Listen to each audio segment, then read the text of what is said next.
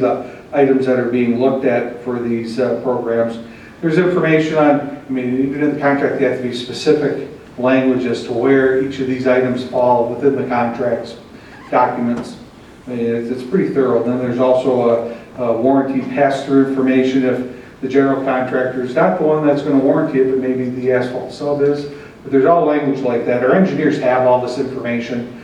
Dave Austin and I have been in discussions about this quite a bit in the last month or so, just to make sure we get this program approved and moving forward in some manner. And if anyone wants to see all the different documents, they're all right here if you want to take a look at them. Again, I included in the packet the important ones that I thought would pertain to the city of Lowell, the boilerplate language that talks about the program, and then the actual specifications for asphalt. And the program is set up that the specifications look at every tenth of a mile, every 528 feet of the road gets looked at for any type of deficiencies that might take place. And then the group, there's a way to put a group together to go out and inspect this work and then to make a determination as to what is being seen out there and how it's going to get resolved, and then how it falls into the warranty. So it's all covered pretty thoroughly. So what we need to do tonight is there's two parts of the program we need to approve. First, the city of Lowell must agree by resolution to adopt the Michigan Local Agency Pavement Warranty Program, including the documentation that goes with it, which again I have copies of. And then second, the city must agree by resolution to implement the program. Do you have any questions? Is there a cost to the city to? The cost to the city would probably more than likely fall into the contractors and how they bid out the projects. As far as the cost to put this in there, no. The language is all done. When the engineers put together the bid specifications, there's just more pages to put in to the program. It's going to come down to how the contractors, the asphalt contractors or general contractors bid out these programs. And again, it's going to be a requirement for any state or federally funded projects over $2 million. The question is going to come in is how these contractors are going to look at this for lesser projects. Are their costs going to stay down? Are they going to go up? Until we bid one out, we're probably not going to really know. This is all new. I would expect that if it requires a warranty, that cost will be added to the job. I would expect that too. Are we having any jobs that are going to exceed $2 million? It'd be nice to, but I would But annually, probably not. No, it's not annually, it's by project. So we could have like 4 projects of $2 million each, and each one would have to. So, But I mean, looking at what we're looking, if the income tax passes, we're spending 10 to 12 million on roads over 15 years. It's not going to probably rise to the threshold that we'd be required to do this. My concern is, does it add 5% to our costs, 10% to our costs? I have that same concern, but my other concern is if these contractors have to do this anyways, are they just going to put it on there anyway? So that when you bid out a project, they already have figured that into the cost. So if you don't have the warranty, you're still going to pay for it? That's my concern that I've had with Dave, the discussion I've had with Dave Austin about it. And when I first was looking at this, I wasn't in favor of doing this, but then the thought of, they're just going to add to it anyway, so they don't want to do 2 different types of paperwork if they don't have to, and they're not going to lose out. So if we're going to be paying for it one way or the other, I thought it was to include it. But that'd be something we'd have to look at as we move towards projects. And I understand warranty's going to do quite a bit of that in my job, and there is a positive to have that, so that we're not picking up some costs that because they did a crappy job or something happened over the course of time. Right. You roll the dice kind of type thing. And they've taken and written this project up with some pretty good items to watch for and deficiencies to be looking for. And again, it's every 528 feet. They broke it down to every tenth of a mile. So I mean, it's pretty thorough in taking a look at what's going on. And again, if you read the boilerplate, it talks about how there's a group that gets put together, the contractor, the engineers, and others that go out and look at these things and then make that determination. So it doesn't really, it helps the communities, it helps the people paying the bill. But again, you're right, it's some of those things that throw up the dice. And the risk is if we don't have it, then it's out of our pocket expense, what that could possibly be. And again, since probably not gonna have a project that's over $2 million. When these projects come up, that's something that we as a community are gonna have to take a look at. Do we wanna throw that language in there?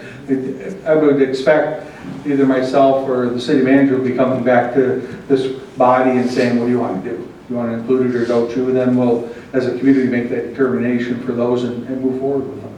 You know, you buy houses nowadays, you have someone come in and you do an inspection on it to make sure there aren't any deficiencies there.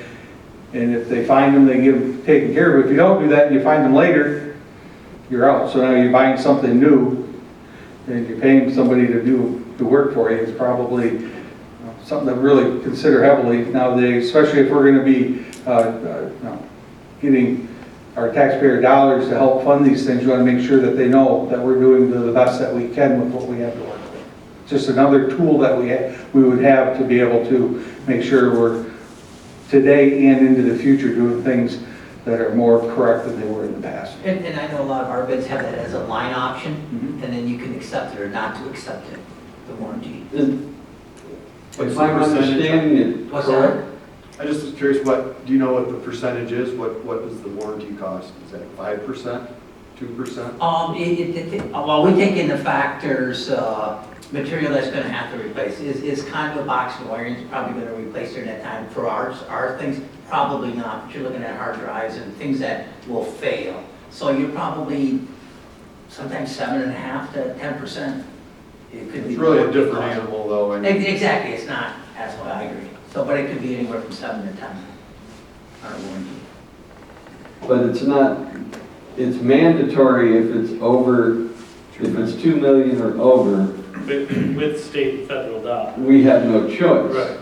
But under that, we have the choice. Right. Even if we approve and adopt this stuff, we can still not make that language. We do a little homework and see, are they adding it in anyways or not? We have to watch our Why would dollars. you add it if there's, I know I wouldn't personally No, add it. we'd be off the hook if something goes wrong without it. That's correct. Quality of work though with a warranty, I would imagine it goes up a little bit, doesn't it? Because they know if they come back, it's their own dime. I guess it depends on what. Depends on the contractor, depends on the work going on. It's, again, I think this is one of those things that, as we move forward, we have to see how it's gonna play out. And again, I'm really concerned that contractors are gonna charge it to us anyway. And then, if we don't have a contract, we're probably gonna pay for it. But it's something we'll have to watch for. And again, with people like our engineers who do this for many other communities, they should have a good track record of what's going on out there. Well, if we're gonna eventually get our roads fixed, I think having a warranty would be a good thing. They needed it for M6. That thing fell apart in 3 weeks. Yep. All right, then I guess the first motion I'll look for is 3219, that'll adopt the warranty program. I'll make that motion. I'll support. All right, Sue? Councilmember Salzweedl, Yes. Councilmember Yankovic. Yes. Councilmember Chambers, Yes. Councilmember Canfield, Yes. and Mayor DeVore. Yes. Then the next motion I'll look for is adopting it, which will be 33-19. Oh, I'm sorry, implementing it will be 3319. Make a motion to implement using resolution 3319. I'll support. All right, any other questions before we let Dan off the hook? Sue? Councilmember Yankovic. Yes. Councilmember Chambers, Yes. Councilmember Canfield, Yes. Mayor DeVore, Yes. Councilmember Salzweedl. Yes. Thank you very much. Thanks, Dan. All right, next item up, 3419 is a sewer truck. Michael? In the current approved budget, funds were set aside to correct an accounting task that has been a nuisance for city staff for many years. Currently, usage of our equipment is charged a rental amount for time used, and that rental amount is set forth and priced by the Michigan Department of Transportation.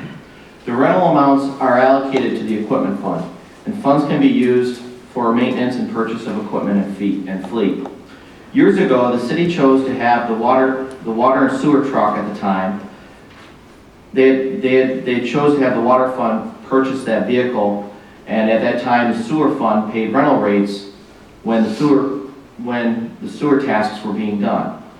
When that truck was to the point it needed to be replaced, The sewer fund then bought the next truck, which was in 2018, and the water fund pays rentals when used for sewer tasks. The problem lies when staff accounts for rentals. Since every other piece of equipment is charged to the equipment fund, this vehicle isn't always properly tracked, and later we have to correct this doing journal entries. All equipment rentals should be charged to the equipment fund, and all equipment should be purchased from the equipment fund. In most cities in Michigan, this is the common practice.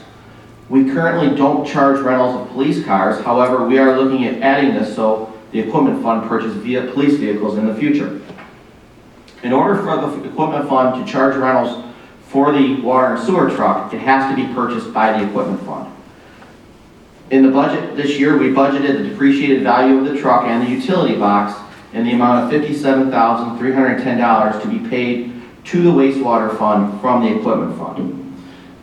Doing this will alleviate headaches for our staff in tracking equipment usage properly. Resolution 3419 allows this correction to be made. I recommend the Lowell City Council approve Resolution 3419 and have the equipment fund purchase truck W21 from the wastewater fund at a cost not to exceed $57,310. I can tell you our staff in the last couple of years has gotten very good at tracking their equipment. There were equipment issues for many years in the equipment fund, and what it really boils down to is it wasn't being tracked properly. And our staff, our public works staff, our county staff, they're doing a very good job to make sure the equipment rentals are being charged properly to the appropriate place. And I think we do a much better job of this than we may have done in the past. So I think this is important.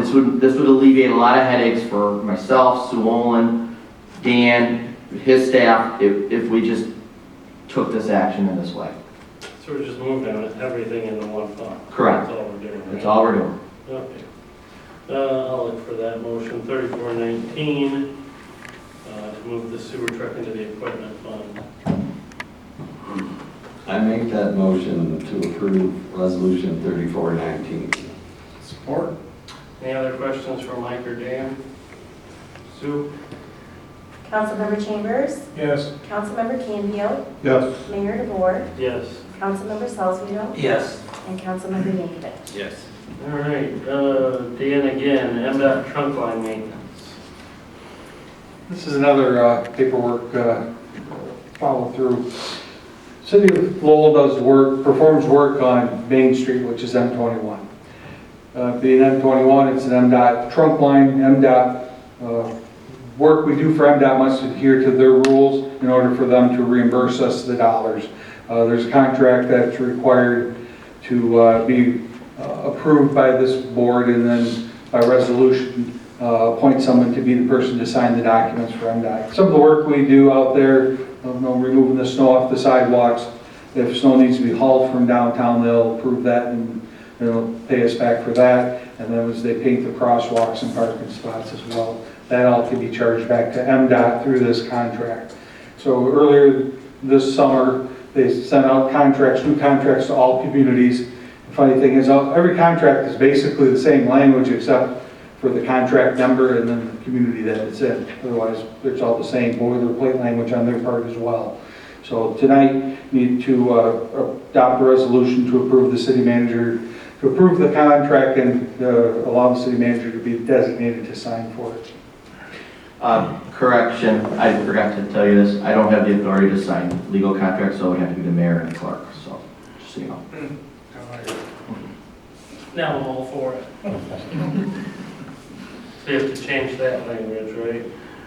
Authorize the mayor to act as the agent on behalf of the city? Is that what you're saying? Well, I'm still the street administrator, but you would just sign the contract, yes. Okay. Oh, well, that doesn't sound fun at all. Okay.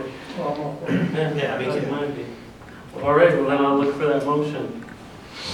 I'll make a motion that we adopt resolution 2519 or 3519. Support. Okay, any other questions? Sue? Councilmember Canfield, Yes. Mayor DeVore, Yes. Councilmember Salzweedl, Yes. Councilmember Yankovic, Yes. Councilmember Chambers. Yes. All right. Thank you. Thank you. City Hall LED lighting. Oh, yes. Thank you, Mr. Mayor.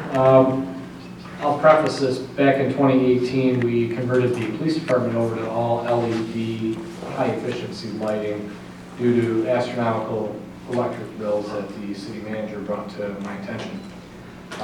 What we ended up doing is we found out a lot about this complex, that a lot of the electricity is split between the police department and city hall, is not split equally. So what we ended up doing is, after we converted this over to LED, I had Steve Dockerson's crew go through and figure out exactly where a lot of these energy needs are coming from, and a lot of it is from the lights, the air conditioning, elevator, rooftop units, and if we can save some money by converting over to LED, that's what we're going to do. So we did the first part of the project last year, and I can't tell you exactly what the savings are, but Steve, do you know off the top of your head? Usually you're good at rattling off. I don't know the exact savings, but I want to say hundreds of dollars a month. There's a very, very fast payback with LED lighting compared to the old incandescent lighting. So with that being said, I sent out a request for proposals for the remaining city light ballasts. I don't know if you walked through the buildings. There are some ballasts that aren't working, so we're looking at converting these over. A few months back, one has already been converted into an LED light panel above the other projector, and it's very bright and efficient and uses very low energy. So RFPs went out to Lights Plus, Flat River Electric, and Rickard Electric. Lights Plus was the lone bid of $10,671.90. The original bid included a light and power rebate of $1,780. However, since then, Energy Smart has locked in that rebate at $2,620.52. This brings down the overall cost of $8,051.38. The rebate will come back to the city in the form of a check. The city has budgeted this for this current fiscal year, so it's my recommendation that we proceed with the loan bid of $10,671.90 from Lights Plus. It should be noted that Lights Plus provided the first phase of energy saving bulbs for the police department in 2018, and has provided city services to Lowell in the past. So, Steve, we're doing all the lights? All the lights will be LED. Our flickering friend up here will go away? Correct. That'll be done. I'm all for it then. Lights Plus did my store when Lowell Light and Power was doing the rebate, and I saw a big Well, Gary's difference. Yeah, Gary Smeets put those new lights in. It was amazing when you walk Is in. this exterior lights too, Steve? I did not bid the exterior this time, but we can look at that. All right, I'll look for that motion. I make a motion that we approve the expenditure to convert to LED lighting. Oh, I'm all for that, I'll second. All right, what's the time frame, Steve? They were actually going to order them tonight, but I told them they weren't allowed to. All right, a motion and a second for them to order them tomorrow. Sue? Mayor DeVore. Yes. Councilmember Salzweedl. Yes. Councilmember Yankovic. Yes. Councilmember Chambers. Yes. Councilmember Canfield. Yes. All right, item G, vaping facility moratorium. A request was made to the City Council at the September Planning Commission by them regarding facilities that sell vaping equipment in the city. They would like the City Council to consider a 6-month moratorium restricting any more vaping shops or facilities to be opened in the city limits. As you're probably aware, Governor Whitmer has restricted the sale of flavored vaping materials in the state of Michigan. There are also now laws being drafted restricting the sale of vaping equipment to minors. The city attorney and I have researched this matter with other municipalities in the state to see if they are taking any action on this. I am not aware of any municipality taking this matter on in any way, shape, or form. The current action by the state of Michigan, by Governor Whitmer, is being legally challenged. My concern is any action the city council would take on this matter would be legally challenged. The city attorney and I are not convinced we would be able to place a restriction on this legally. While I appreciate the Planning Commission's concern on this, I believe an action such as this would be costly to the city, as the vaping lobbyists would try to seek legal action against us if we move forward. I believe this is a matter that should be first addressed and the federal government and the state of Michigan before us as a municipality look into this further. For the time being, I do not recommend the city council take any action on this.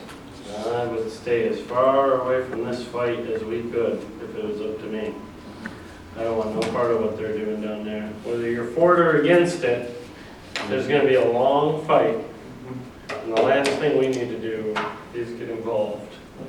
No trouble. No trouble. So, is everybody in consensus that we should leave this thing alone? Yes. Okay, thanks, Jim. All right, let's move on then to board and commission reports. Cliff? We had a new guy show up at the historical, can't remember what his name was, and the salon's gonna be doing some painting, and that was about the only thing that was tackled that night. He sounds amazing. Oh, he was, yeah. Thank you. It was me, Blackwist. Okay, Jim? Next board meeting is, for me, is Monday on the Harbor Board, and I'll report back after that. Perfect. Mr. Canfield?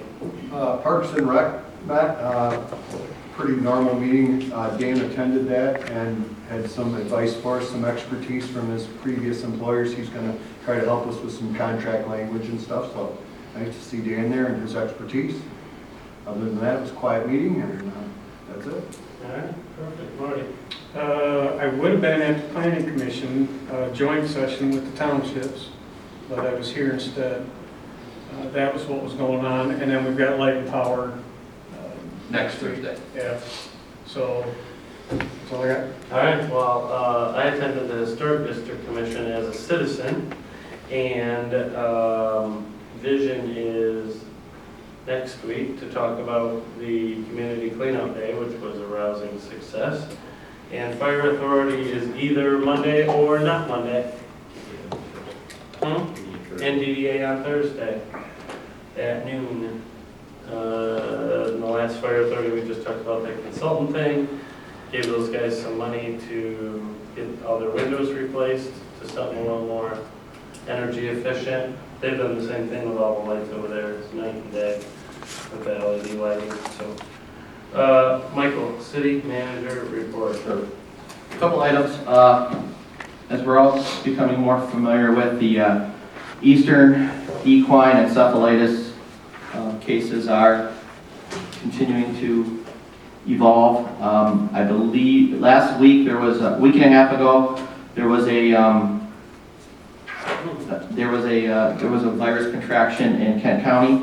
My understanding was it was somewhere in the Oakfield Township area, and as a result of that, the state of Michigan and in all the counties that was impacted, I believe there were 14 counties.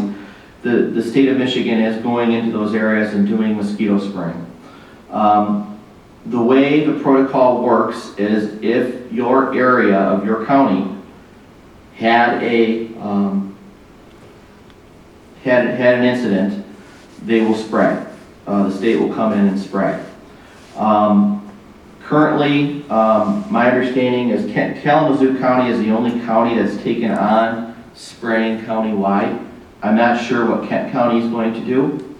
I do know, I talked to a couple other cities to find out whether they do mosquito spraying, and it's one of those, on the west side of the state, most cities don't do it. It's one of those types of deals, where on the east side of the state, it's a lot more common.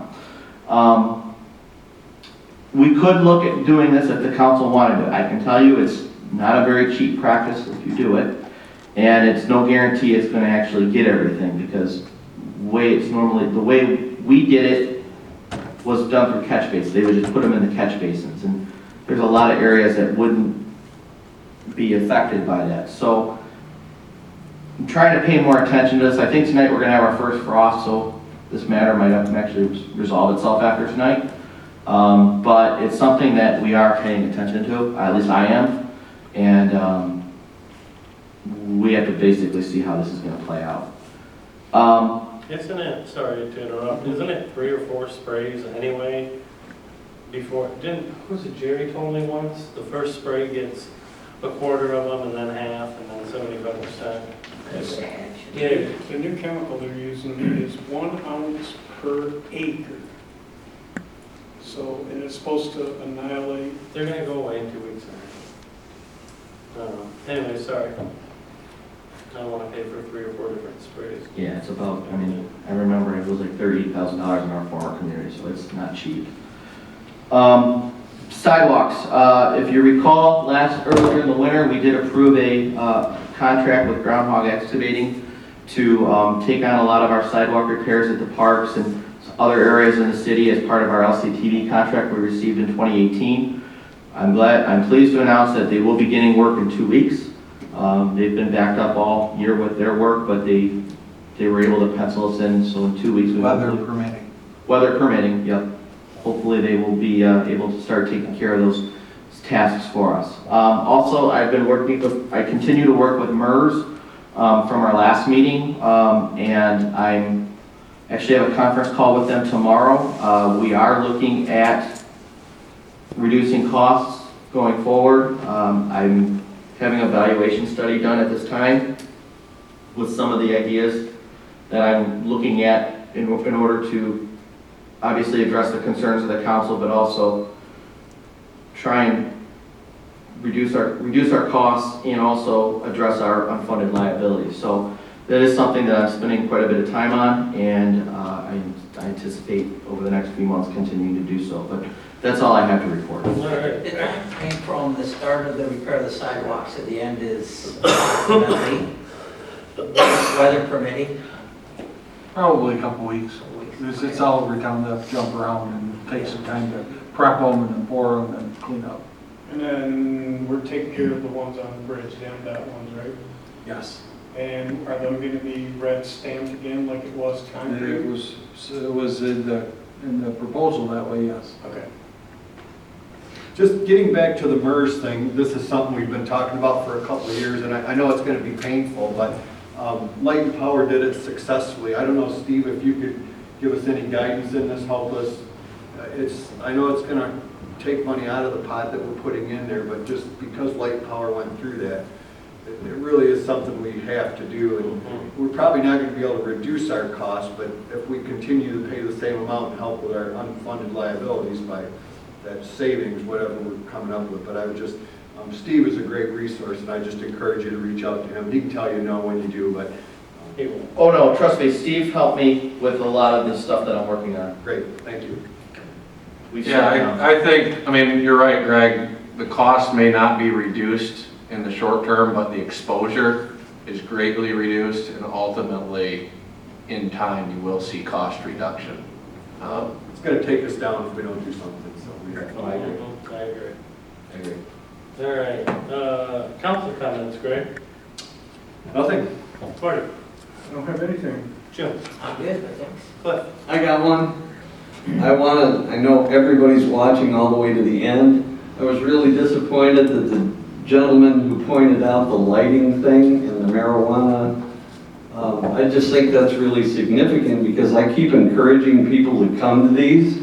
We do listen. None of us caught the lighting thing. Guy pointed it out. Mike got on it. We found out, yeah, this is for California. They have trouble. We got lots of power from Lowell Light and Power. My point being, he came, he brought it to our attention, we reacted, we fixed it. That's how it's supposed to work. I like that a lot. Community cleanup day was awesome, except for the mist, solid mist. Greg was there for a little while, driving people around. What else? Detroit, we went to the MML conference. It was amazing, the difference. I had been probably 4 or 5 years since I've been in that part of town, and it is night and day. You can walk it. They have scooter rentals, bike rentals. I saw some people on the Segway. They are making such a push towards walkability that there's a lot that you can learn from what they're doing. And it was overall a pretty good conference. What else did we do? Is that all we did? That's all we did. All right, then I will look for a motion to go into closed session to discuss pending litigation with the Unity School investor. I'll make the motion to go to closed session at 8:39. I support. Okay, any other discussion on it? Sue? Councilmember Salzweedl, Yes. Councilmember Yankovic, Yes. Councilmember Chambers. Yes. Councilmember Canfield. Yes. And Mayor DeWar. Yes. We're closed.